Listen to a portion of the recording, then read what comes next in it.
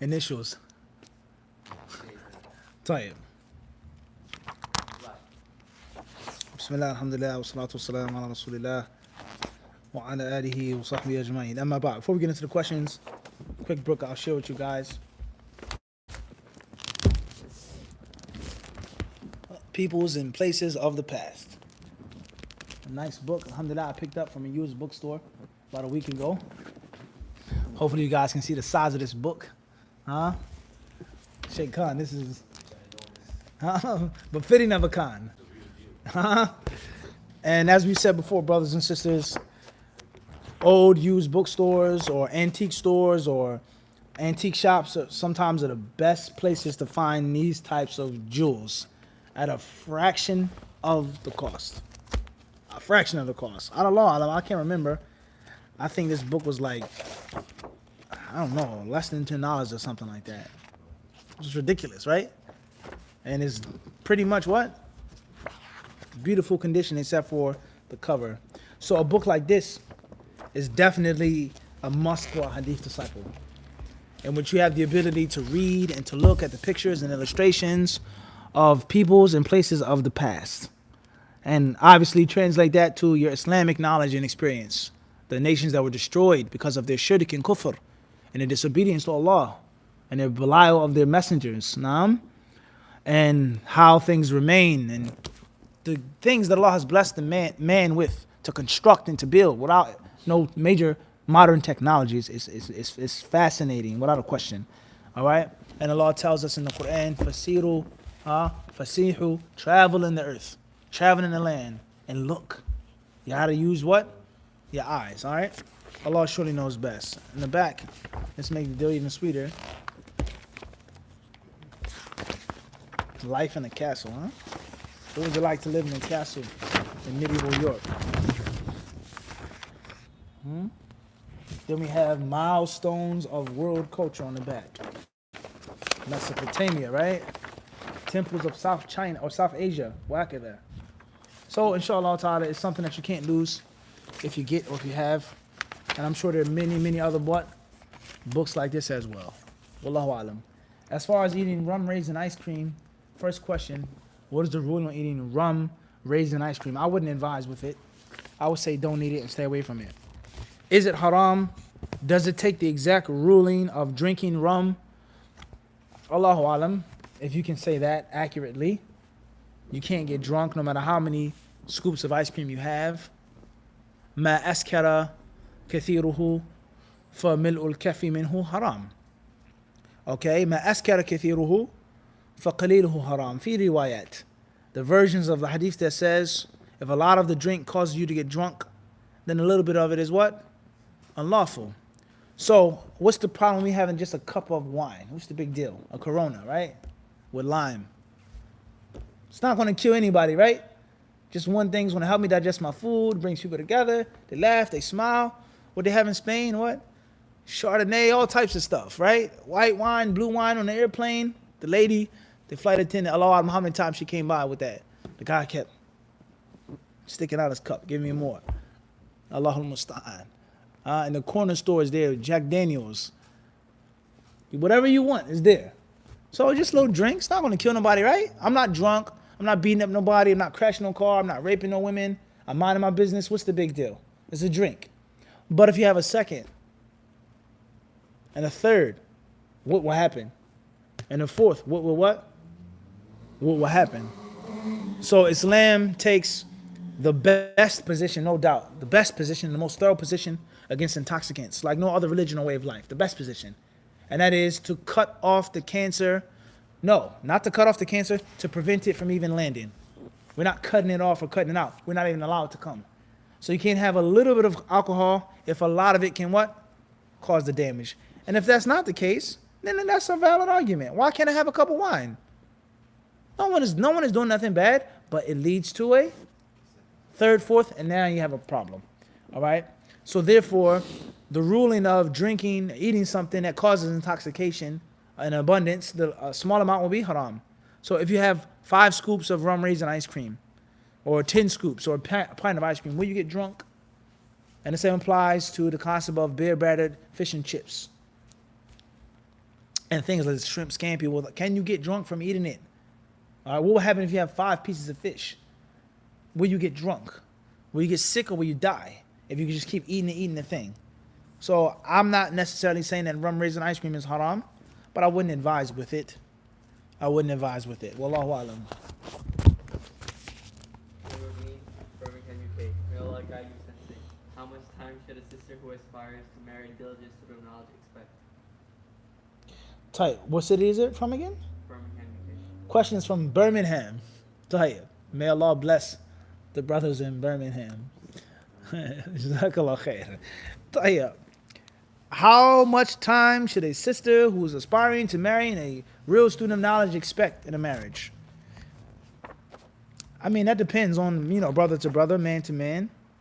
In general, the general rule is that anyone who's a passionate seeker of anything, and he's devoted and dedicated to anything, it's going to take away from his other relationships and time.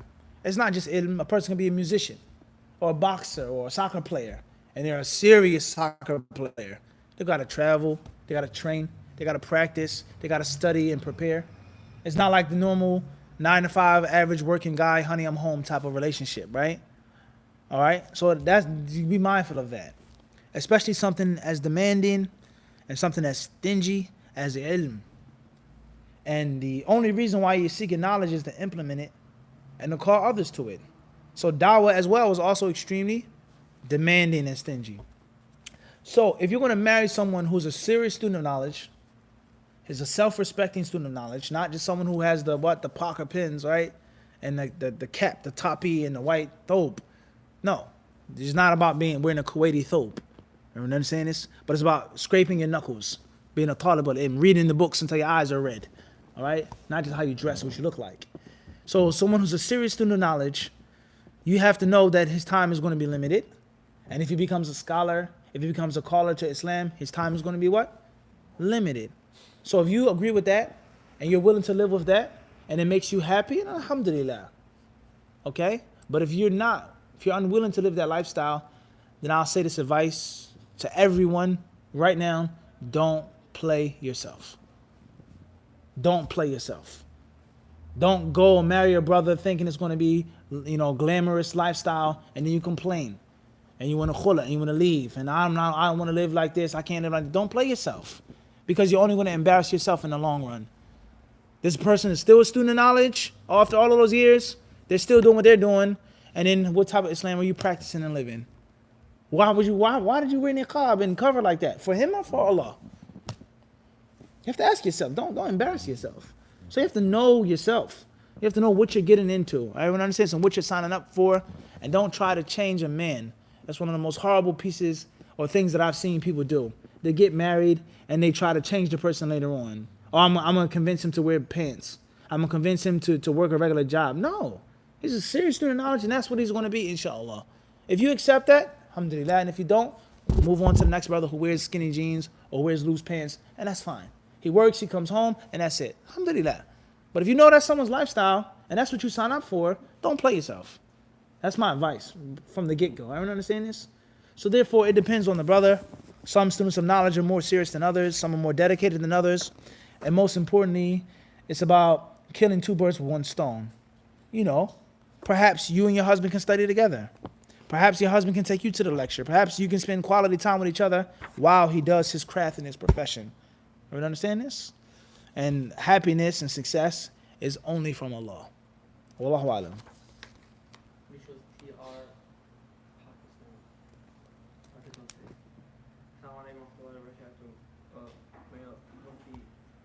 May Allah increase you in reading UK reading.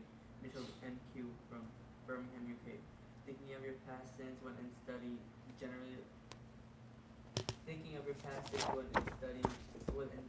generally living in the now, thinking of your past. Why is it bad? Question is from Birmingham again.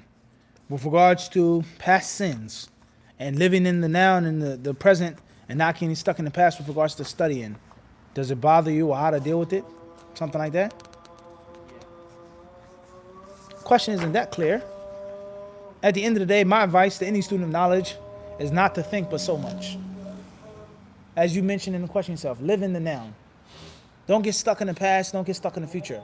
Reflect on the past, ponder and strategize the future, but live in the present. As they say, to drink and enjoy the cup of tea, right here and right now. That's what a student of knowledge should do. And everyone has sins, everyone has mistakes. And if you stop seeking knowledge because of those sins and those mistakes, Shaitan has won. Or if you say, I don't want to seek knowledge because I'm a hypocrite and I make this sin and people don't know about that, which may be true. But for you to stop seeking ilm is pleasing Shaitan. You never know how Allah will bless you and open up your heart in the future. Wallahu alam. What is the purpose of life? Question from Springfield, Virginia. What is the purpose of life? To obtain happiness. To obtain happiness. And to avoid miserableness. And you can't be happy unless you worship Allah. And you can't protect yourself from total and absolute miserableness unless you avoid worshiping other than Allah. So the purpose of life is to worship the one who gave you life. And that is the road to ultimate success. ذَلِكَ الْفَوْزُ الْعَظِيمُ. فَمَنْ زُحْزِهَ عَنِ النَّارِ وَأُدْخِلَ الْجَنَّةِ فَقَدْ فَازَ. That's the purpose of life. Wallahu alam. Lahore, Pakistan. My beard grows only on the sides and on the chin. It looks really bad. What should I do? Questions from Lahore, Pakistan. With regards to someone's beard only growing on the sides and the chin and it looks really bad, what should you do? You shouldn't do anything. And I don't think it looks bad. I think it looks good. And I'm sure you look beautiful in the way that Allah made you look beautiful. Allah gives certain things to certain servants. Some brothers have full beards, some brothers have no beards, some brothers have whiskers. ذَلِكَ فَضْلُ اللَّهِ يُؤْتِيهِ مَن يَشَاءُ. Allah gives His bounty to whom He wills. Be pleased with what Allah has given you. And Allah knows best. Recommend some poetry and aqidah for students still in the beginning to memorize that can act as a supplement to the standard.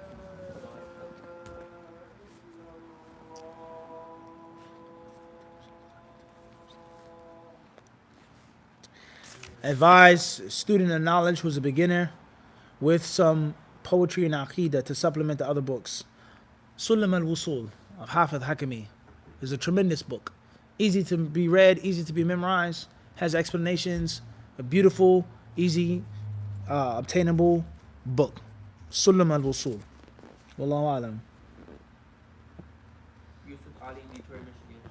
What is the authenticity of the Hadith saying, whoever humiliates the ruler, Allah will humiliate him? Question is from where? Detroit, Michigan. Detroit, Michigan. What is the ruling, or what is the ruling of the Hadith? Whoever humiliates Allah's ruler, Allah will humiliate him. At the end of the day, brothers and sisters,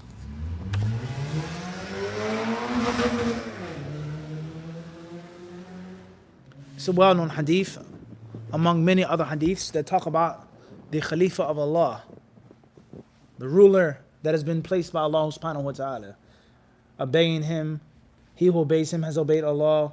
He humiliates him, Allah will humiliate him. There are many hadiths regarding this, which are mentioned. A hadith warida, ma'rufa inda ahli al-ilm. They're known to the people of knowledge. At the end of the day, it's very simple and nothing about it is difficult. If you have a Muslim ruler who's a legitimate ruler and he is your ruler, you are to obey him, to respect him, to be loyal to him, to give advice to him, enjoin the good and forbid the evil to him. The rights of a Muslim and the rights of a leader. And it's just that simple. And if that person is not a Muslim, not a legitimate ruler of Allah's Sharia, of the rules of Allah subhanahu wa ta'ala, then that's a different story. Is that what?